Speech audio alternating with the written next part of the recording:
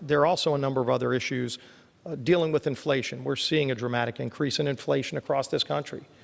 Everything somebody buys, from going to a grocery store, we're paying more for things like eggs and milk. If you try to go on a summer vacation right now, you're paying over 40% more for gasoline. You're seeing it across the board, and that increase in inflation, dramatic increase, is a tax. It's a tax on hardworking families. This shows, for the gentleman, so many of those things. Used cars up 45%. If you can even find a car to buy because there's such a shortage, when the government's paying people not to work. The borrowing, by the way, and spending of trillions of dollars, which is some of the items that are going to be coming to the floor next week and beyond, trillions more, much of it deficit spending, is part of the reason we're seeing inflation in those things. Gas, 45% up. Home prices, 15% up. Milk, 5%. Laundry machines, 29% if you can get one. You might have to wait 6 months to get a washer and dryer.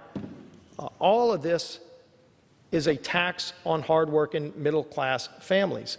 What we should be doing is bringing legislation to the floor to confront these problems, not to keep spending trillions and trillions more in deficit spending and higher taxes that ultimately would lead to a more evaporation of middle-class jobs, which is what the majority is bringing. But I would hope that the gentleman would look at legislation working with Republicans to start addressing some of these problems that are affecting household families all across this country.